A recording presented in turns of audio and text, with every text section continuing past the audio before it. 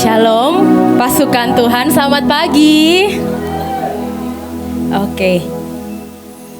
Semangat Bapak Ibu pagi hari ini? Semangat? Oke, luar biasa. Wah, yang di belakang, yang di atas suaranya kencang sekali. Terima kasih Pak. Oke. Bapak Ibu, waktu saya berdoa untuk hari ini, sebetulnya chat dari Bu Liani itu adalah salah satu chat yang paling saya takut untuk saya buka. Karena itu biasanya ada tugas, ada mandat yang ajaib di dalamnya. Tapi hari ini saya mau percaya, mau coba untuk deal with it. Dan saya berdoa gitu, Tuhan, apa yang menjadi kerinduan hati Tuhan untuk disampaikan pada pagi hari ini. Lalu Tuhan itu berbicara tentang satu hal, tentang satu poin, yaitu tentang able to love. Kasih itu adalah salah satu perintah Tuhan. Kan Tuhan itu bilang ada iman, pengharapan, dan kasih. Dan yang paling besar diantaranya adalah kasih. Tapi seringkali kita ini mengerti apa arti kasih, tapi untuk bahkan bagi saya pribadi, untuk saya mulai belajar mencintai, membuka hati, itu bukan sesuatu yang mudah. Waktu saya merenung, saya juga seminggu ini tuh nangis gitu ketemu Tuhan. Karena ternyata sangat banyak sisi dalam hati saya, dalam diri saya yang ternyata saya masih belum bisa membuka hati dan membuka diri. Nah, maka dari itu izinkan saya untuk share. Ini juga pertobatan saya. Yang pertama, terima kasih. Yang pertama, kasih itu adalah endures dan secure. Ini membuat kita bisa bertahan, membuat kita juga aman. Pada saat ada orang lain yang naik, mungkin orang lain yang dipuji, kita yang mengerjakan, tapi tetap hati kita itu merasa tenang dan aman. Ayatnya saya bacakan ini di Yakobus 1 ayat yang ke-12. Tuhan itu bilang begini, barang siapapun yang ketemu dengan sebuah tantangan, testing challenge, head on. Jadi testing challenge-nya itu seperti kita langsung berhadapan dengan challenge tersebut ya, tidak keroyokan, tidak rame-rame. Seringkali kan ujian-ujian dalam hidup kita itu sangat personal, sangat sendiri. Manage to stick it out, berhasil untuk melekat, dan orang-orang tersebut dibilang adalah orang-orang yang setia dalam kasih. Saya ini berdoa gitu, belajar apa sih kasih itu. Kasih itu kan kita tahu ada kasih dari Tuhan. Itu adalah segalanya dalam hidup kita. Kalau kita ketemu kasih dari Tuhan, pasti hidup kita tenang gitu. Hadirat Tuhan yang tadi, hadirat Tuhan yang kita rasakan setiap Sabtu, setiap Senin, atau mungkin hadirat Tuhan yang kita rasakan di unit-unit waktu kita berdoa, itu kita bisa ketemu dengan cinta Tuhan. Tapi seringkali pengejaran manusia itu lebih ke kasih dari manusia, cinta dari manusia. Nggak salah sih Bapak Ibu, tapi itu bukan yang paling penting. Karena sebenarnya cinta dari manusia itu seringkali membuat kita jadi demanding, membuat kita jadi menuntut, membuat saya akan selalu jadi, ya kalau misalnya aku gak mendapat itu gak akan menjadi sesuatu yang membuat saya bisa lari. Padahal sebenarnya kekuatan kita datangnya dari Tuhan. Cinta dari manusia itu macam-macam.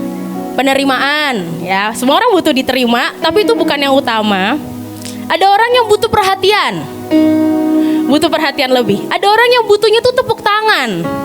Kalau melakukan sesuatu senangnya dipuji, senangnya wah terima kasih ya gitu. Padahal Alkitab sendiri berkata kalau kita udah mendapatkan upah tepuk tangan, Ibu PMI sering menjelaskan, upah kita sudah habis sampai di situ. Kita nggak dapat upah kekekalan, capek-capek pelayanan tidak menambah furniture rumah kita di surga ya ternyata. Kalau kita mengejar upah tepuk tangan. Tapi kalau kita mengejar cinta Tuhan, itu akan membuat kita pulih and whole. Membuat kita akan sembuh. Maaf ya, oke. Nah, saya cerita ya Bapak Ibu. Waktu lahirnya GBGF. Saya ini kan anak tunggal. Saya terbiasa menerima perhatian yang penuh dari kedua orang tua saya. Tiba-tiba lahirlah sebuah pasukan. Ada 30-40 orang yang harus digembalakan, yang harus dilatih, harus dididik. Hari itu tuh mengganggu hati saya sebenarnya, tanda petik. Mengganggunya gimana? Ada standar-standar yang memang mereka sering beri. Kamu harus A, kamu harus bisa B, kamu harus bisa C. Tapi tiba-tiba lahirlah orang-orang ini, adik-adik tanda petik. Mereka mungkin masih beberapa bayi-bayi rohani.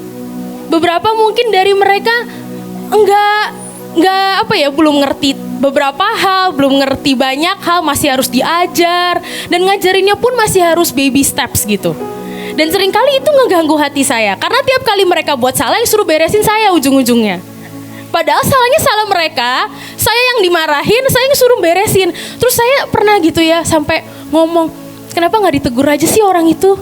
Kenapa gak, kalau misalnya saya yang membuat dosa itu udah pasti saya habis gitu ya. Tapi kalau orang ini kenapa kok dia sepertinya dilindungi, diperhatikan, disayang gitu. Itu ganggu banget di hati saya. Sampai akhirnya Tuhan itu bilang, kamu itu punya ada orang-orang baru yang naik, yang mereka mungkin tiba-tiba dapat center of attention yang lebih. Hati saya itu mulai terganggu. Dan hati saya itu tidak bisa mulai whole, tidak bisa mulai pulih. Dan saya tahu itu ujian sebenarnya. Itu adalah testing challenge yang harus saya hadapi. Pada saat saya bisa, gak apa-apa. Oke, berarti artinya saya sudah lebih besar. Berarti artinya saya sudah lebih dewasa. Berarti artinya saya harus pikul tanggung jawab lebih dari yang lainnya. Kalau yang lainnya mungkin belum ngerti, gak apa-apa. Tapi artinya berkatku double. Nah, untuk mengerti itu, saya tahu kebenarannya, saya tahu firman-Nya, tapi di hati itu sangat sulit. Sampai akhirnya saya berurusan dengan Tuhan. Saya ngobrol juga dengan beberapa pemimpin, dan mereka cuma bilang, ayo belajar buka hati, belajar menerima. Karena kasih itu dia endures, Bapak Ibu. Pada saat kita bisa mengasihi, kita itu bukan cuma memberi sesuatu, tapi kita itu bisa menggendong sesuatu di pundak kita. Kita bisa ada sesuatu endurance dalam diri kita, ada suatu ketahanan dalam diri kita yang membuat kita tuh bisa terbang. Dan beban yang Tuhan kasih itu gak pernah terlalu berat. Beban yang Tuhan kasih itu pasti bobotnya pas. Kita lanjut ke poin yang kedua. To love itu artinya memeluk dan memikul beban. Kemarin Pak Joshua khotbah di GBGF luar biasa tentang ini. Karena ternyata waktu kita bisa memikul beban, memeluk beban, itu adalah sebuah mata uang yang surga suka. Untuk kita membeli, untuk kita stempel, untuk kita mengambil setiap berkat. Nah, Lukas 9 ayat 23. Kemudian Yesus berkata kepada mereka semua, jika kamu ingin menjadi pengikutku, kamu harus berhenti memikirkan dirimu sendiri dan apa yang kamu ingini. Kamu harus memikul salib, ya, memikul beban, memikul tanggung jawab, supaya bisa mengikut Tuhan. Mengikut Tuhan itu memang penuh dengan penyangkalan diri, dan itu day by day. Memang gak mudah ya, kita harus bayar dan ambil tanggung jawab. Saya ini juga bukan orang yang ngejar tanggung jawab, saya juga orang yang sering lari dari tanggung jawab. Saya bukan orang yang mencintai dan mengejar, tapi saya berusaha untuk berdoa. Waktu kami pindah ke gedung baru, kami kan dulu doa di rumah, lalu pindah ke gedung baru. Pindah ke gedung baru itu ternyata kalau dulu kita tahu ya Bapak Ibu Mahanaim tuh di sini wah mau bikin gedung gitu. Kita kan kawal doa semangat, tapi ternyata kalau di dalamnya ngurusin itu pusingnya luar biasa. Harus ada renovasi, harus ada pembangunan, nanti manggil tukang, nanti ada listrik, ada lampu, lalu apa yang mau diisi di dalamnya itu semuanya ternyata complicated, ternyata ribet, dan itu baru pertama kali saya nyemplung ke situ dan ternyata wah bebannya luar biasa berat ya.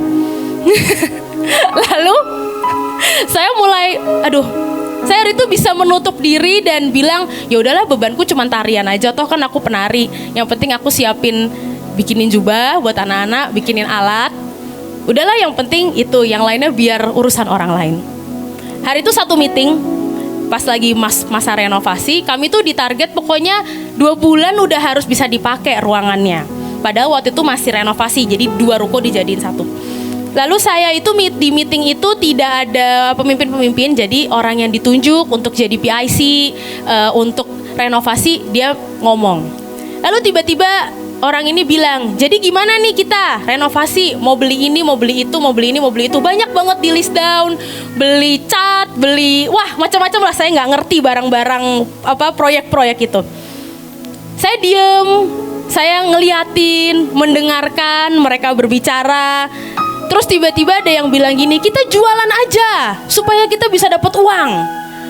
Jualan waktunya 2 bulan, mau jual apa ya? Bingung kan ya, 2 bulan duitnya butuhnya besar.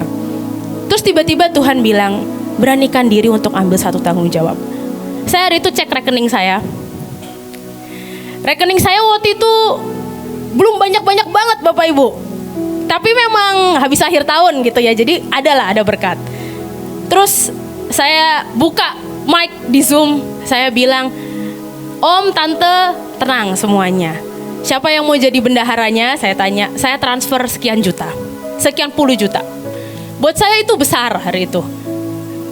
Waktu saya ambil dan saya pikul beban dan tanggung jawab itu, saya mikir gini, oke lah mungkin Pak Gembugem tugasnya bayar ruko. Saya mungkin belum bisa bayar ruko, nyewa ruko.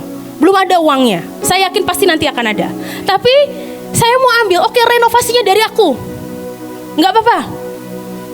Saya mikir, kalau duit segini otak saya langsung jalan Bapak Ibu. Berarti saya setiap hari harus bawa bekal, setiap hari gak boleh beli kopi, setiap hari harus naiknya Transjakarta, gak boleh naik gokar. Otak saya langsung jalan, cepet banget. Tapi saya percaya Tuhan itu menyediakan. Dan saya memberikan dengan rasa iman, rasa secure. Jebret saya transfer, saya gak tanya-tanya lagi, Om, Tante tuh dipakai untuk apa? Itu ada pembukuannya atau enggak? Udah, saya pokoknya begitu saya menabur, saya tutup mata. Saya percaya Tuhan yang turun tangan. Saya jalani dengan semuanya. Saya tuh lihat Tuhan tuh gak pernah utang. Saya lakukan itu di bulan Januari Bapak Ibu. Di bulan Februari, saya itu terima berkat yang luar biasa besar. Bahkan 5-6 kali lebih besar daripada yang saya terima setiap bulan. Saya kaget banget, tiba-tiba dapat email, dapat teks, ada hadiah. Karena kamu tahun ini aneh sih, ini baru pertama kali di kantor saya. Ada hadiah karena kamu itu meet KPI. Jadi kalau kita di kantor kan ada KPI ya, harus meet. Tapi orang yang setelah meet KPI, dia juga berdampak buat sosial. Orang-orang kantor saya tahu saya pelayanan, dikasih bonus yang lebih. Saya kaget, bonus yang lebih. Saya awalnya ngirain buka emailnya juga santai-santai. Oh ya udah nih ada surat gitu ya. Saya nggak serius Bapak Ibu, tapi Tuhan bilang buka. Dan saya terima sangat banyak. Apapun yang kita tabur, yang kita taruh, yang kita mau letakkan, kita pikul, itu nggak butuh lama untuk Tuhan kembalikan. Kalau Bapak Ibu lihat Mahanaim ini, saya tuh kagum gitu ya melihat pemimpin-pemimpin mereka memikul beban sangat banyak. Tapi apakah pernah sekalipun mereka tuh berkekurangan? Gak pernah, bahkan sangat berkelimpahan Bapak Ibu. Keluar negeri itu Tuhan selalu kasih. Apapun Tuhan pasti kasih. Saya sampai bingung loh, keren sekali ya, luar biasa ya. Bahkan orang yang kerja, saya kan kerja di kantor, teman-teman saya itu yang katanya kerja sekuler, untuk keluar negeri aja tuh Ngitung-ngitungnya di jam kantor lagi nyebelin gitu kadang-kadang. Aku mau liburan, terus mereka berhitung, kayaknya kalau beli tiket harus cari yang travel fair, yang subuh-subuh. Bapak Ibu kalau tahu travel fair, itu ngantrinya Sabtu-Sabtu jam 4 pagi udah mulai ngantri. Nah itu orang-orang kantor tuh, orang-orang teman-teman saya yang ngantri mulai dari jam 4 pagi. Mereka ngantri karena apa? Demi liburan, karena nggak mau bayar mahal. Tapi kalau kita Bapak Ibu, kita pergi ke Israel, ke provinsi, ke bangsa-bangsa, Tuhan kasih semuanya. Karena apa? Karena kita tuh mau pikul beban yang Tuhan kasih. Kalau nanti di depan, ini juga buat saya, kadang semakin kita menjadi besar, kita ini punya lebih banyak excuse daripada kemauan untuk kita memikul beban. Kita bisa menggunakan dan menghindari tanggung jawab dengan menggunakan tanggung jawab yang lainnya. Itu saya sering lakukan. Tapi saya tahu itu gak berkenan gitu di hati Tuhan. Kalau hari ini ada tawaran yang mampir, tanggung jawab yang mampir, mari belajar ambil. Mari belajar pikul. Tahun depan kita mau red, ya, kita mau belajar jadi ekstrim, jadi divine, jadi radiant. Ayo kita ambil Bapak Ibu. Sebab saya juga lihat di sini semua yang mau ambil lebih banyak, nggak ada yang berkatnya malah berkurang. Tapi semuanya yang mau dalam ketepatan ya kita memikul beban. Bukan kita gini karena lihat saudara kita pikul beban terus kita FOMO gitu, ikutan, wih kayaknya dia asik aku join gitu. Nggak karena gitu, tapi karena kita mau ambil beban, ambil tanggung jawab. Itu adalah mata uang surga yang tiba-tiba seketika Tuhan berkenan, dan Tuhan itu membalaskannya bahkan di luar dari apa yang kita bisa pikirkan, di luar dari apa yang kita bisa bayangkan. Lalu yang ketiga, nah, mengasihi karena pengenalan. Oke, Bapak Ibu, seringkali kita ini mau mengasihi seseorang, mau mencintai seseorang, tapi kita itu bahasanya nggak pas. Jadi kasih itu perlu ditranslate, perlu penerjemah, perlu disalurkan gitu. Kasih itu mungkin buat sebagian orang adalah quality time gitu ya. Kasih mungkin bagi sebagian orang adalah memberi hadiah, memberi perhatian. Tapi ada juga sebagian orang yang kasihnya adalah waktu diberi tugas. Dia seneng, dia hidup, dia ketemu Tuhan waktu dikasih tugas. Nah, hari ini kita mau coba lihat. Kita ini kalau kita memberi kasih ke semua orang, coba ya, kita kan mau ngasih nih ke orang itu. Kita gak bisa memaksakan apa yang kita mau untuk diterima oleh orang itu, untuk diterima oleh pemimpin, untuk diterima oleh saudara, untuk diterima oleh anak buah. Gak bisa kita paksakan seperti yang kita mau. Ini yang saya belajar. Ayatnya di Roma yang ke-12, discover the beauty in everyone. Setiap orang itu punya keunikannya masing-masing. Dan caranya untuk kita mendekat, caranya keunikannya masing-masing itu sangat-sangat banyak. Dan kita harus belajar untuk, kita discover, ketemu ternyata cara masuknya, cara untuk supaya kasih ini sampai dan orang itu bertumbuh dan kita bisa berfungsi dengan baik adalah caranya seperti ini. Nah, Bapak Ibu dibilang juga kayak gini, get along with everybody. Seringkali kita itu bisa cocok dengan orang-orang yang cocok sama kita. Kalau kita dari keadaan yang tense, kadang ya mungkin di sini yang dalam keadaan yang tense, kadang kita tuh akan pilih-pilih.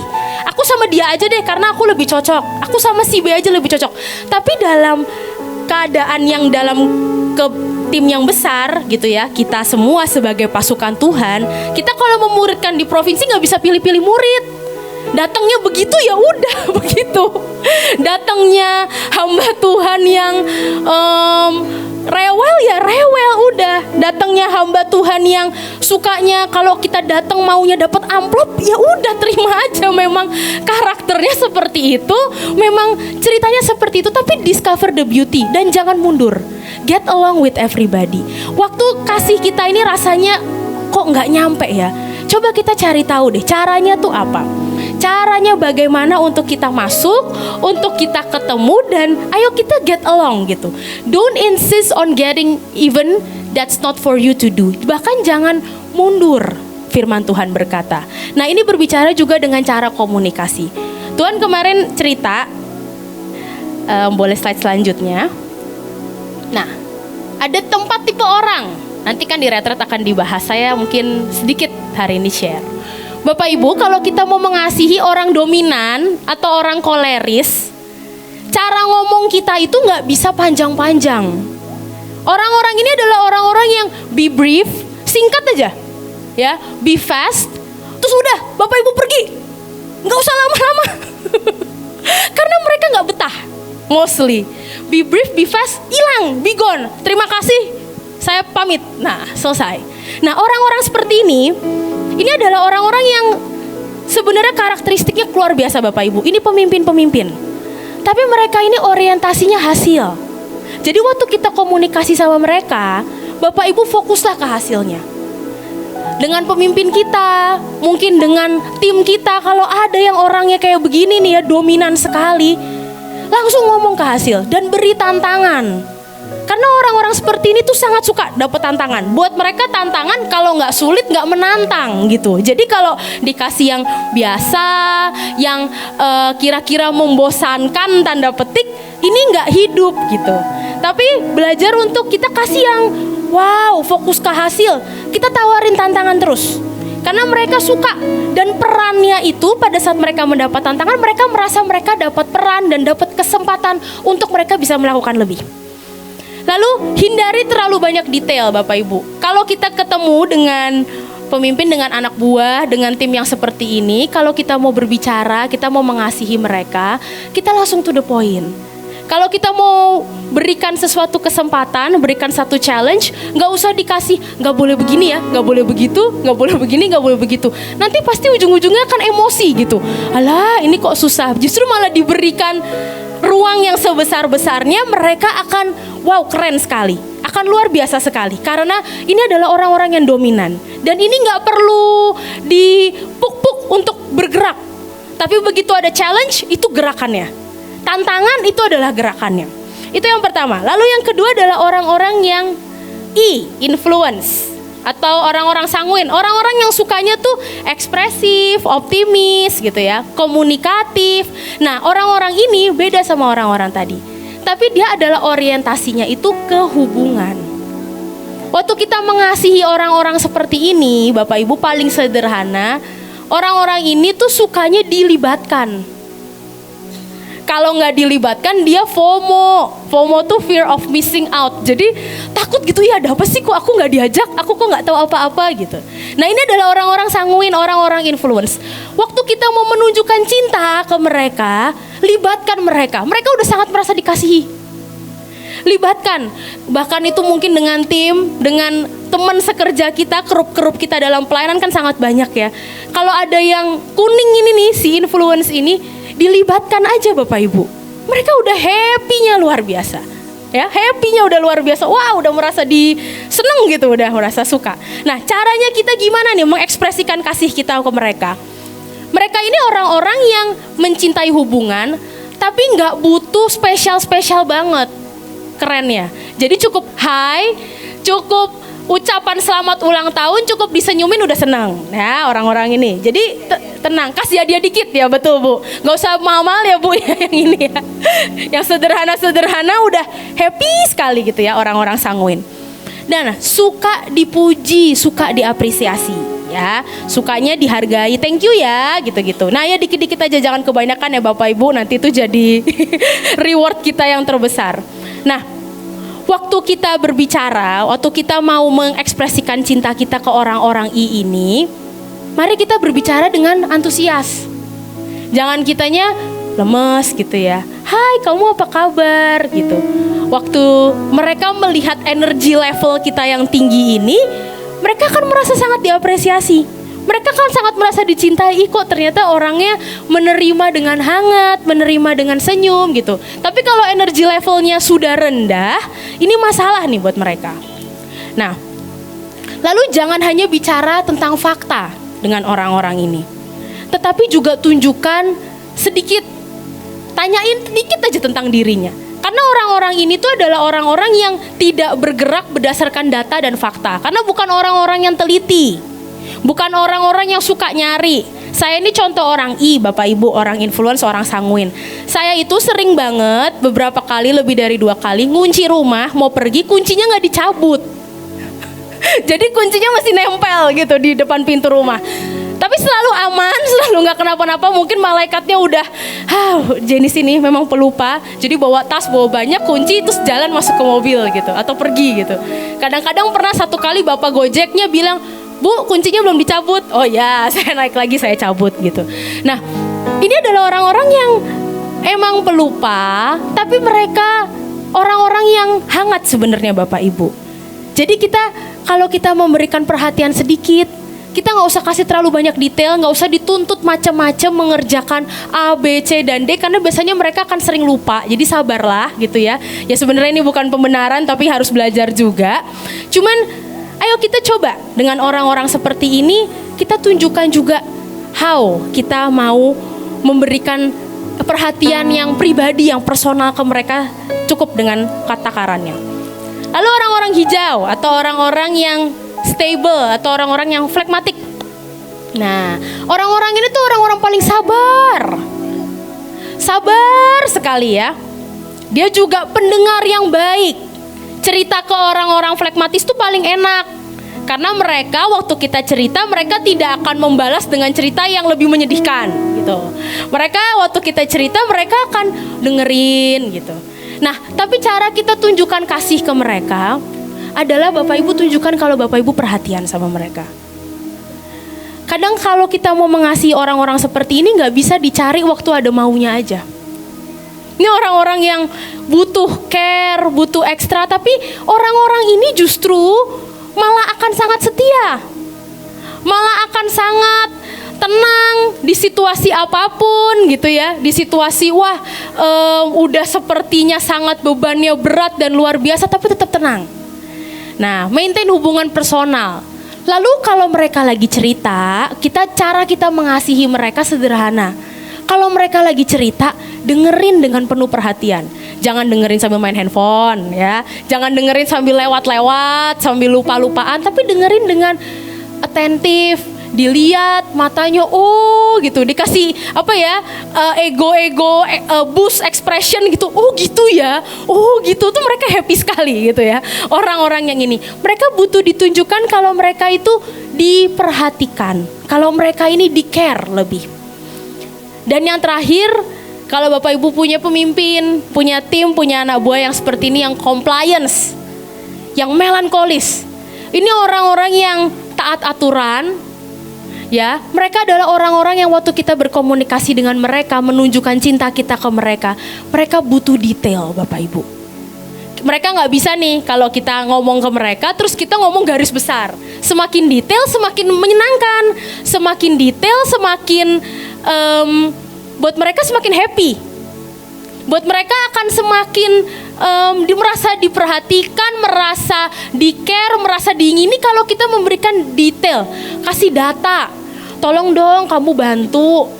Dan beri ruang untuk menganalisa. Karena orang-orang ini tuh akan sangat telaten.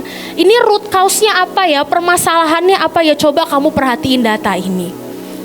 Lalu hindari ketidakpastian. Kadang-kadang seringkali kita ini, terutama ya Bapak Ibu, waktu kita mau show perhatian kita ke orang, kita bilang sederhana, nanti besok kita ketemu ya, meet up jam sekian. Nah tapi kalau orang-orang compliance ini butuh fix, butuh pasti jam berapa, di mana, karena kalau nggak pasti itu membuat mereka sangat terganggu.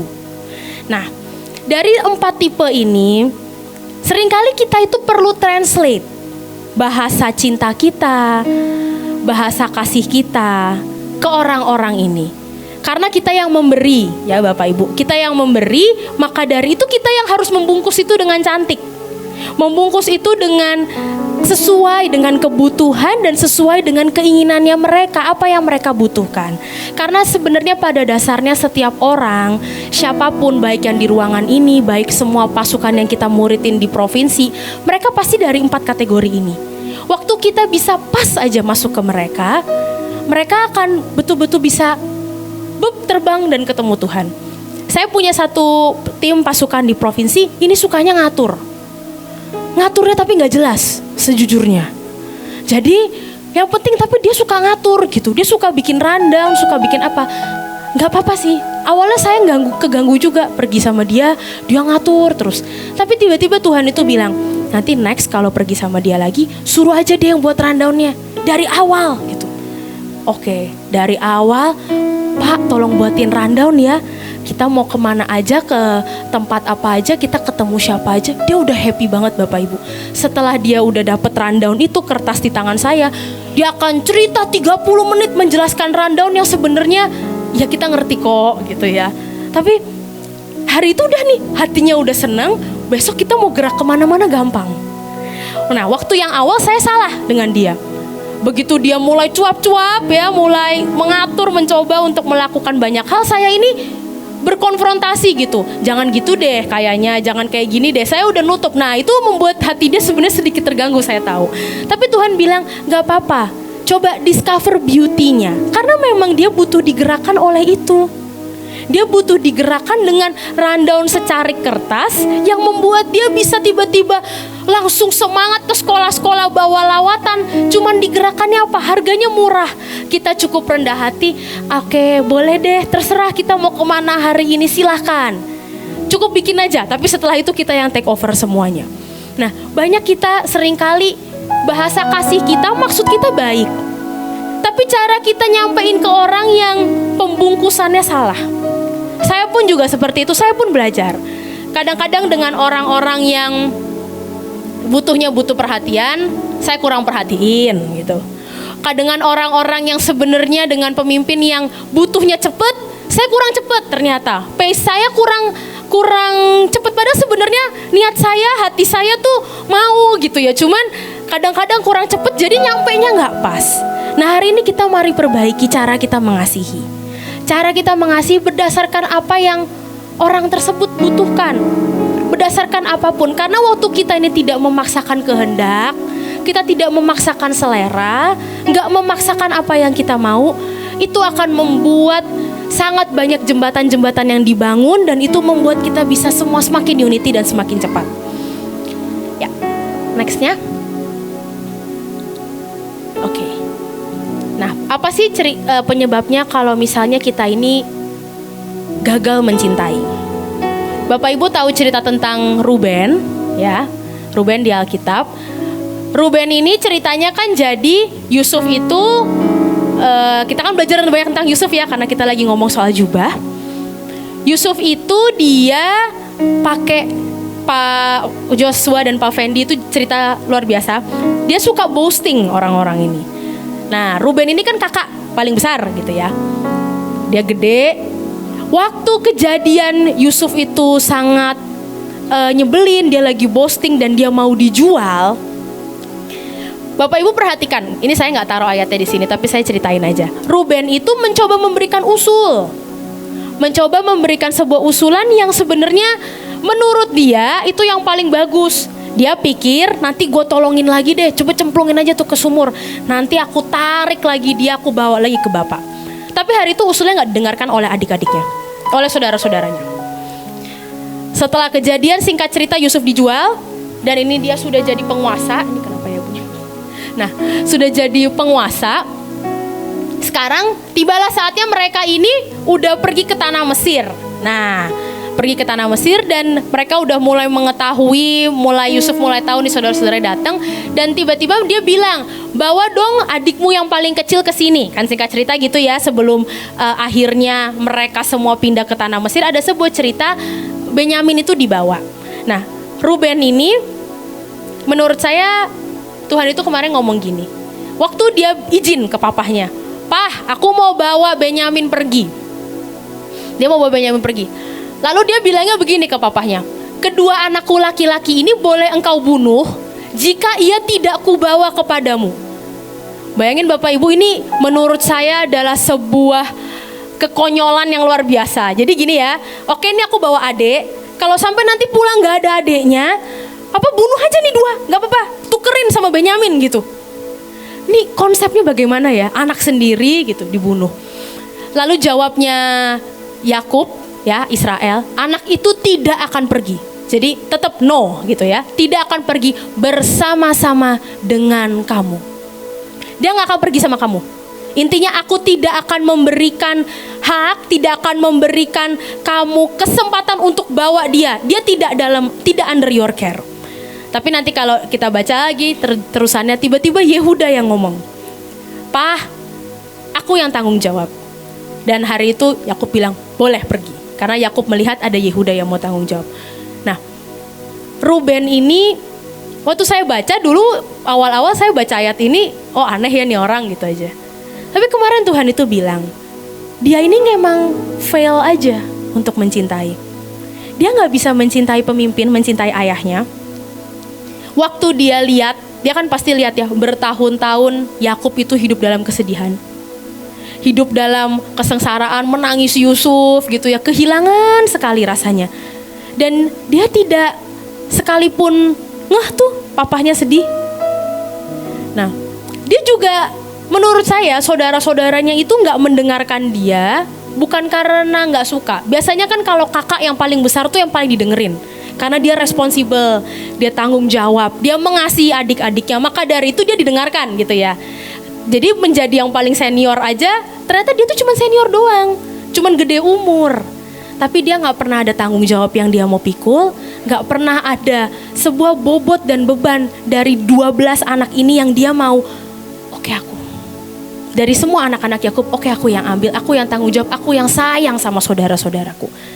Saya pun belajar Bapak Ibu, seringkali failure untuk kita mengasihi saudara, mengasihi teman-teman, kerup-kerup pelayanan kita. Kerup-kerup pelayanan kita banyak. Ya kita butuh kerup yang A, kerup yang B untuk melayani dalam sangat banyak hal. Kita butuh divine duet dalam banyak tempat, di sini, di provinsi, di mana-mana, di unit-unit masing-masing. Kita semua harus bisa. Tapi kadang waktu kita nih bahkan gak bisa mencintai nih keanehannya mereka. Mungkin buat Ruben, adik-adikku nih bala, beban gitu. Ada satu lagi yang sukanya tukang pamer, anak papa gitu. Aku yang kerja, yang gini-gini. Jadi kasihnya tuh tidak dirasakan oleh saudara-saudaranya. Dan membuat dia akhirnya enggak bisa menerima itu. Akhirnya dia tidak bisa didengarkan. Dan yang paling berbahaya Bapak Ibu, waktu kita nih enggak bisa mengasihi, apapun yang dipercayakan di tangan kita itu tidak akan bisa berhasil. Enggak akan pernah bisa jadi besar. Itu akan seketika seperti kita ini bisa trade off tanpa sadar dengan bilang ya udah kedua anakku laki-laki ini boleh dibunuh gitu. Seketika bolehlah bunuh aja gitu, nggak apa-apa, gantiin Benyamin ya wes gitu. Buat dia simple. Ini kan berbicara dengan apa yang Tuhan itu taruh di tangan kita. Hari ini kalau ada beban, ada tanggung jawab di tangan kita, atau ada orang-orang yang Tuhan percayakan dalam hidup kita, mungkin kecil, beban itu gak harus besar. Mungkin hari ini belum besar bahkan, mungkin masih kecil. Jangan sampai kita ini gagal mencintai itu. Pada saat kita bisa mencintai itu aja ya, oke gak apa-apa. Saya deal dengan hal-hal ini. Saya deal dengan apa yang beban yang Tuhan kasih, beban yang pemimpin kasih, beban yang pemimpin saya percayakan kepada saya coba kerjakan, saya coba deal, saya coba mengerjakan. Buat saya gak mudah loh Bapak Ibu, waktu saya tuh harus ikut-ikut ngurusin renovasi saya juga, aduh ya ampun ya Tuhan. Tapi saya mau belajar deal. Saya cintai betul-betul, doain, kawal, taruh, tabur gitu, tenaga semuanya. Oke, dan jadinya saya lihat betul-betul apa yang Tuhan janjikan itu jadi sangat cepat. Jangan sampai Bapak Ibu, apa yang Tuhan beri ke tangan kita hari ini, kita gak cintai, kita gak hargai, dan di tangan kita dia mati. Di tangan kita tanggung jawab itu, atau orang itu, atau siapapun beban itu, bahkan bukan dibilang stuck ya gitu. Di sini adalah bahkan bisa ditukarkan, di trade off dan dibilang ya udah dibunuh aja. Saya sungguh-sungguh berdoa, ini juga jadi pertobatan saya. Seringkali ada banyak pintu-pintu atau ada banyak kesempatan yang Tuhan itu sebenarnya mau kasih ke kita. Ada banyak mandat, ada banyak cinta juga. Tapi mari kita buka hati kita. Buka hati kita untuk terima banyak orang. Bapak Ibu lihat sangat banyak contoh pemimpin di tempat ini yang mereka buka hati, buka hidup, buka semuanya. Gak ada satupun lah Bapak Ibu, kalau Bapak Ibu mau lihat pemimpinmu, semua pemimpin-pemimpin di Mahanaim ini mereka buka hati kok. Untuk setiap orang masuk, mereka gak pernah takut. Oke, misalnya disakitin, ya mereka jalan lagi. Mereka tetap peluk, tetap bebat, dididik juga. Tapi tetap mereka jalan lagi. Mereka tidak akan pernah membiarkan trauma atau membiarkan satu luka atau satu goresan itu menutup pintu hati mereka untuk mencintai. Dan menutup pintu hati mereka untuk jadi saluran, jadi rongga dan kasih yang dari Tuhan. Maka dari itu mari mulai hari ini kita akan masuk tahun yang baru. Tahun 2025 biasanya habis retret itu nanti akan ada mandat dan tugas yang luar biasa ya. Akan ada tiba-tiba manuver dan take off ilahi yang sangat cepat. Saya berdoa ini juga buat diri saya gak akan memasuki 2025 setelah retret dengan tugas lagi, beban lagi. Tapi waktu 2025 tiba-tiba Ibu Panglima tangkap sesuatu dari Tuhan, kita bilang aku ambil. Dan bukan cuman kita kerjain, bukan cuman kita yang penting pergi, yang penting selesai, tapi kita betul-betul ambil bobot, ambil cintanya, mencintai tugasnya, mencintai bebannya, mencintai bobotnya, mencintai cawannya, mencintai harganya, juga mencintai kerup-kerup yang Tuhan taruh untuk mengerjakan itu bersama dengan kita. Amin. Terima kasih.